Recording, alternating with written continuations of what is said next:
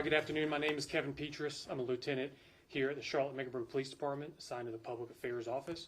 And we're here today to provide an update on a sex assault investigation that began on July 11th, earlier this year in 2023. A victim at that time reported to CMPD that she had been sexually assaulted by a subject who had come to her house and performed a medical exam while impersonating a medical provider. The CMPD Sex Assault Unit began the investigation into that case right away. On July 18th of 2023, CMPD made public the arrest of this suspect in connection with that case.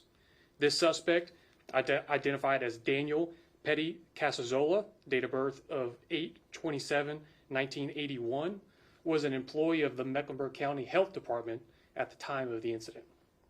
He was a Spanish interpreter, not a medical provider.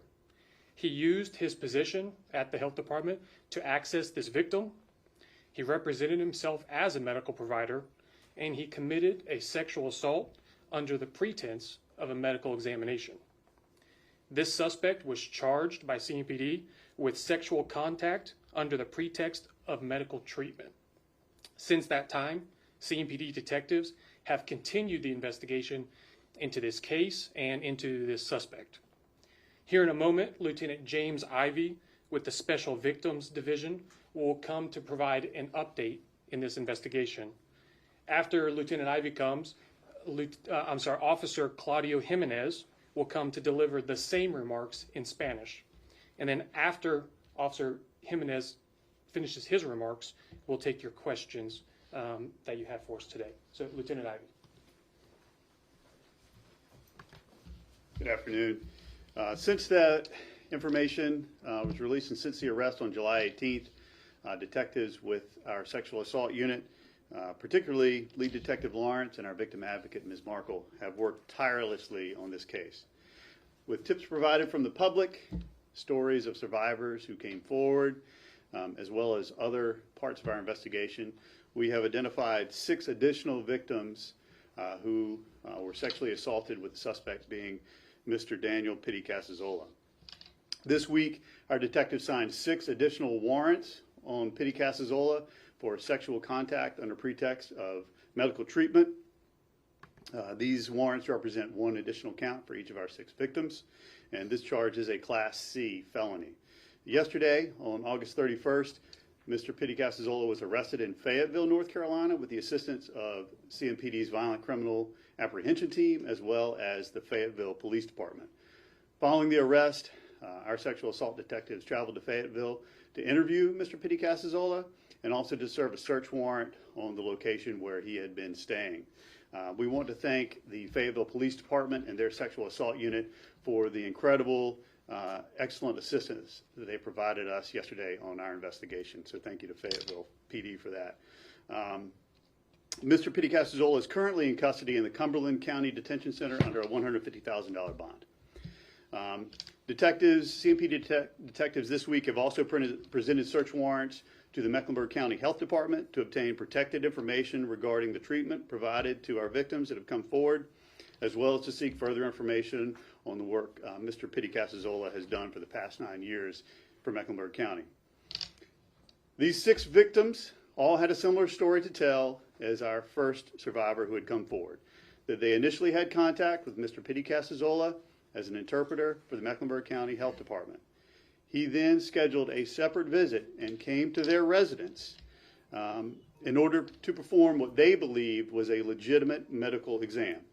As we know, Mr. Pitti-Casazola is not a doctor, he's not a nurse, he is not a medical professional of any kind, and so his visits consisted of a sexual assault of these victims. I want to be clear that in none of these sexual assaults was there an actual rape, but they were each other forms of inappropriate sexual contact. All 7 of our victims are Hispanic females who speak only Spanish. They range in age from 19 to 32 years old.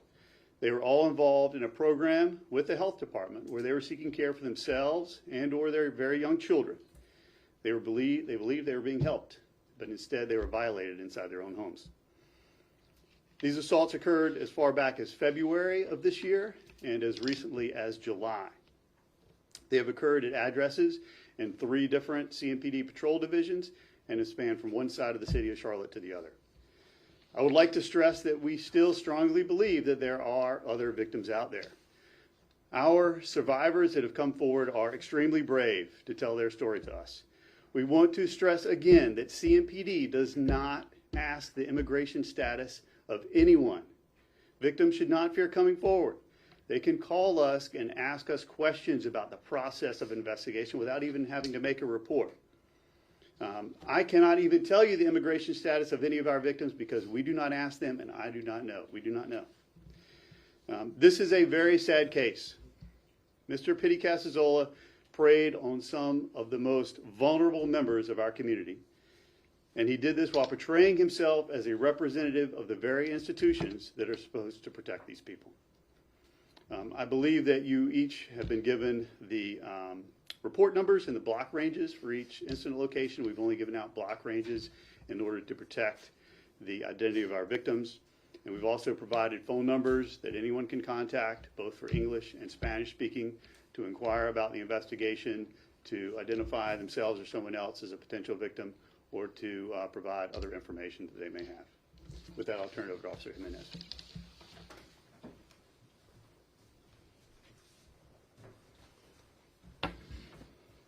Buenas tardes. Desde el comienzo de este año, la información de que el Departamento de Policía de Charlotte-Mecklenburg entregó al público el 18 de julio de este año en cuanto a un sospechoso que trabajaba como intérprete para el Departamento de Salud del Condado de Mecklenburg y fue arrestado por un asalto sexual contra una mujer, bajo el falso pretexto de un tratamiento médico. Los detectives de la Unidad de Asaltos Sexuales de CMPD han estado trabajando arduamente en este caso, en conjunto con información proveída por el público, nuevas víctimas que han hecho más denuncias y de otras áreas de investigación. Hemos descubierto 6 nuevas víctimas de asalto sexual, donde este señor, Daniel Pitti-Casazola, nacido el 8 de agosto 27 del 81, es nombrado como sospechoso. Esta semana, los detectives de la Unidad de Asaltos Sexuales han conseguido 6 órdenes de arresto adicionales en contra del señor Pitti-Casazola, por un total de 6 cargos adicionales de contacto sexual bajo falso pretexto de un tratamiento médico, lo cual representa un cargo criminal por cada una de las 6 víctimas adicionales. Estos cargos son clasificados como una felonía clase C. Ayer, jueves 31 de agosto, el señor Pitti-Casazola fue nuevamente arrestado en Fayetteville, Carolina del Norte, con la asistencia de la Unidad de Aprehensión Especializada de nuestro Departamento de Policía y también con la asistencia del Departamento de Policía de la ciudad de Fayetteville.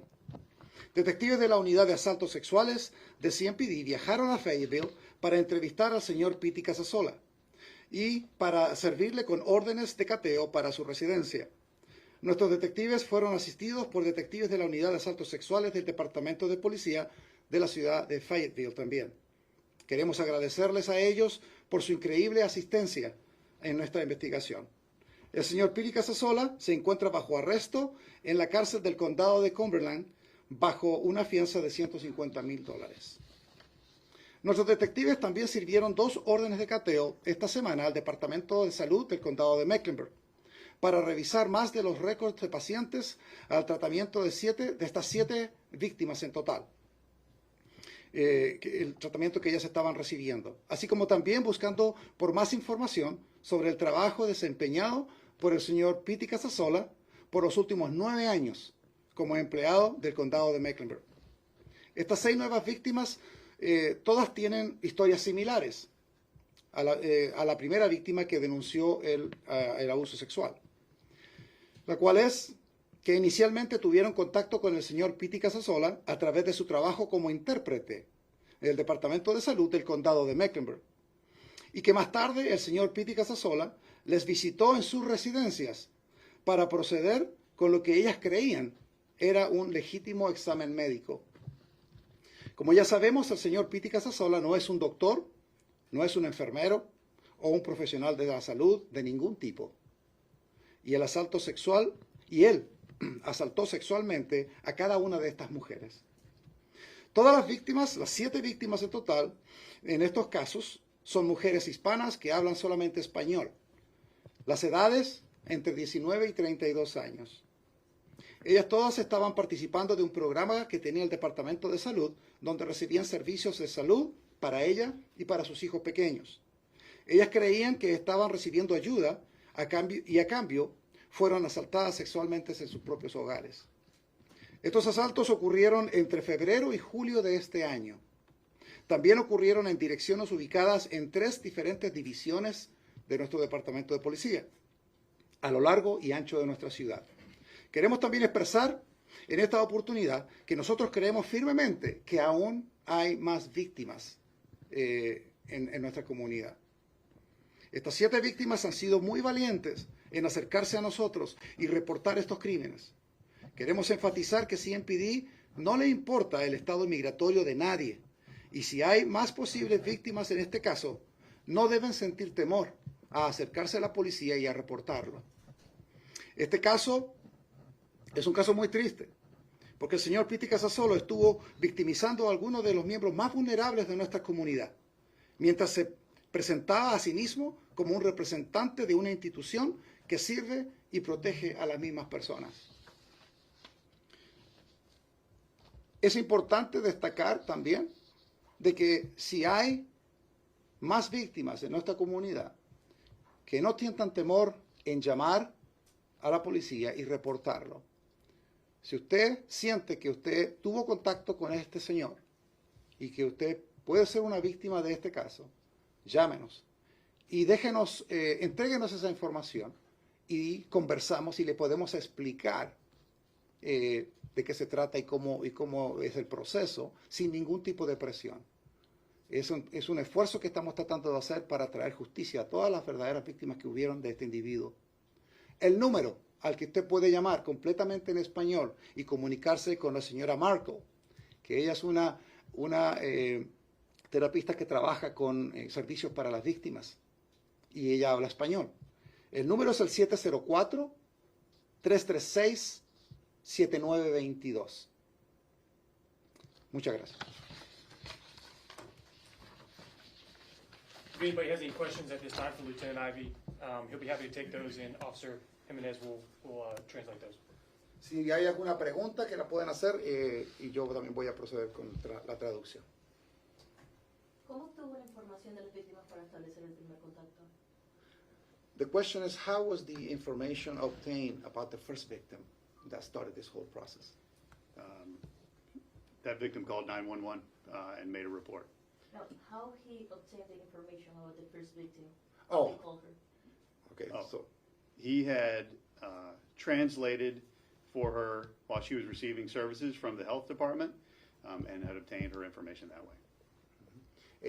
la pregunta era cómo este individuo obtuvo la información de las víctimas para poder proceder a visitarlas y todo lo demás.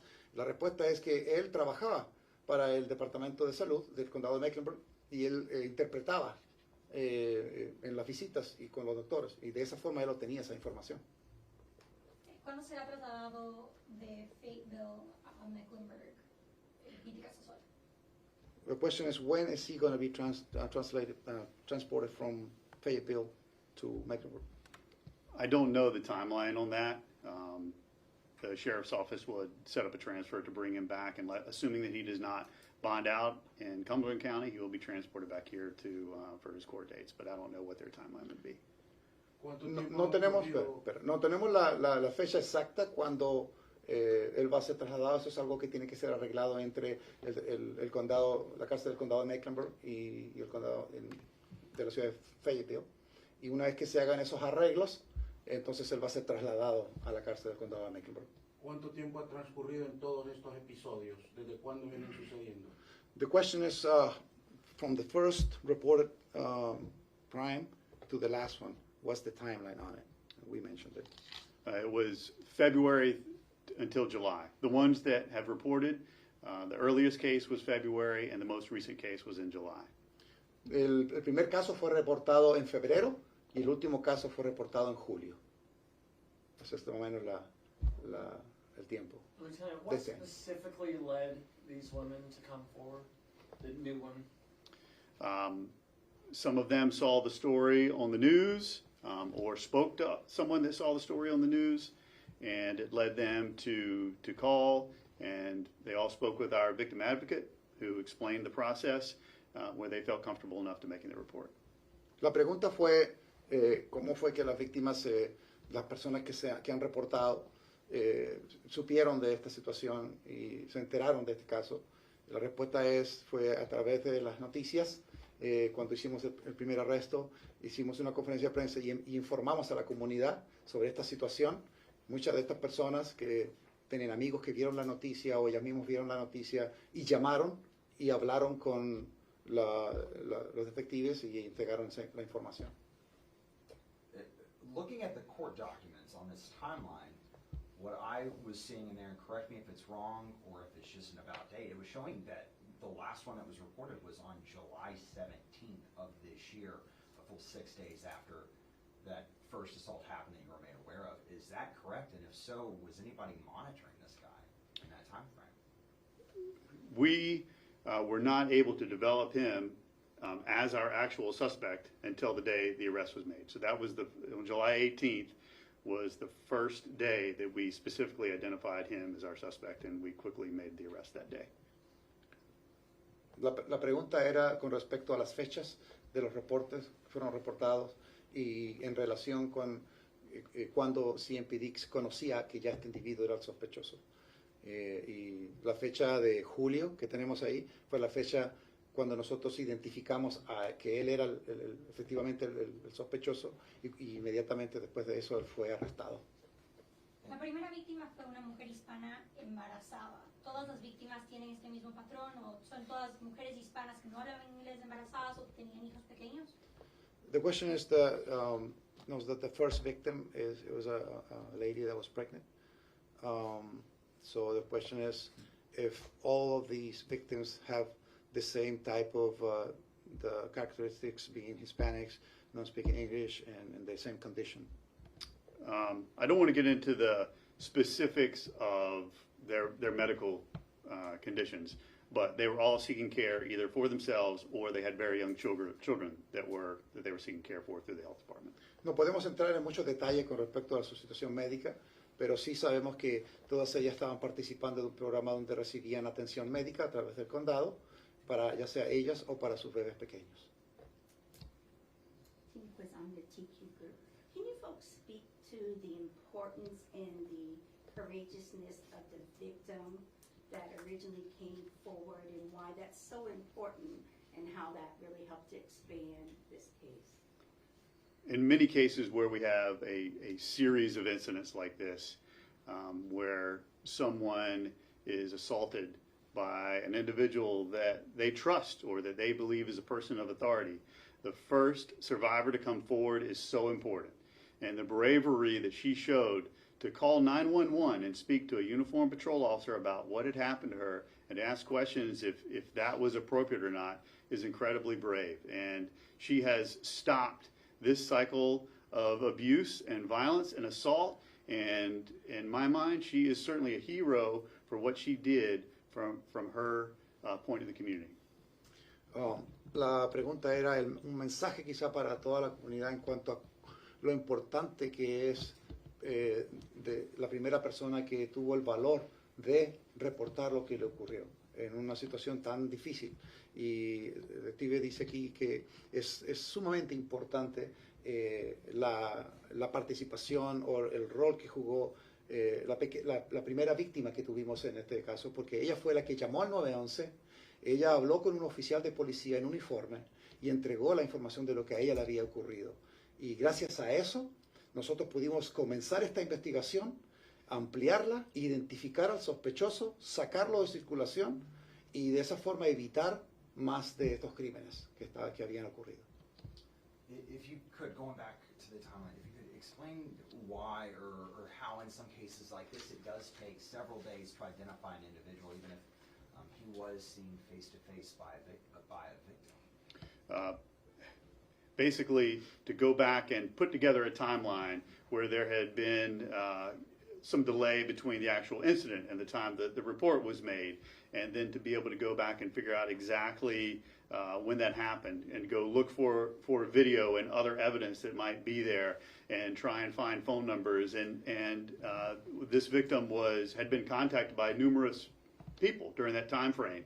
And so we had a couple of different avenues that we were following until we realized what specifically, who had come to her house during the time of the assault. So, Did you use an alias or anything?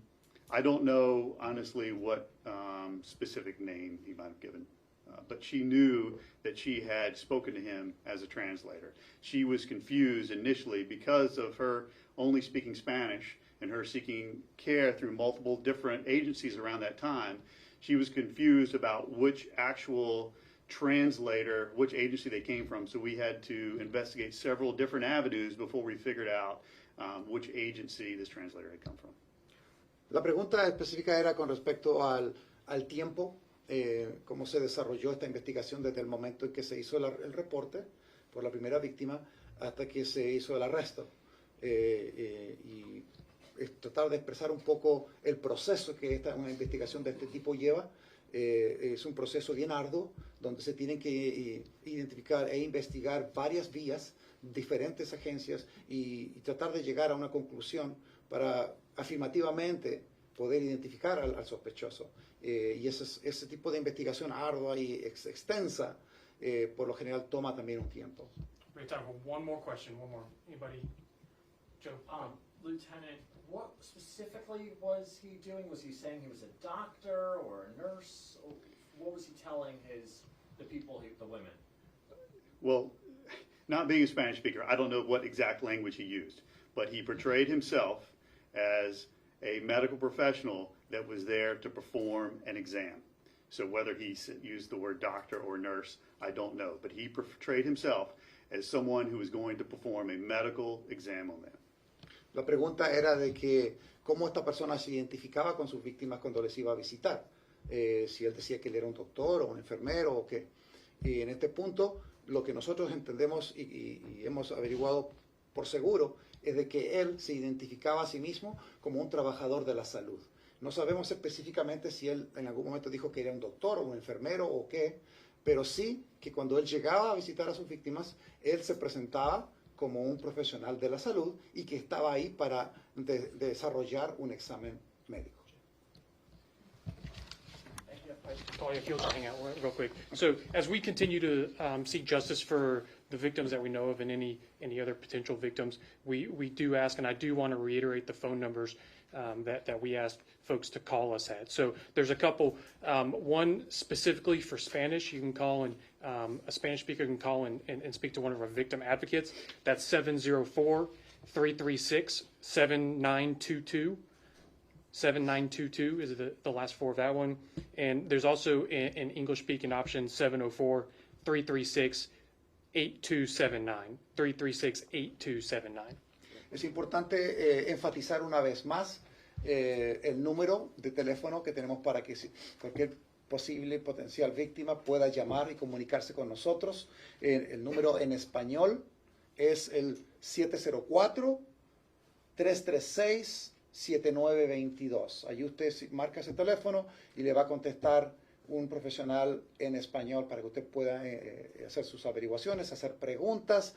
Cualquier tipo de pregunta o consulta que usted pueda tener con respecto a este caso, usted la puede hacer ahí y ellos le van a explicar el proceso de la investigación.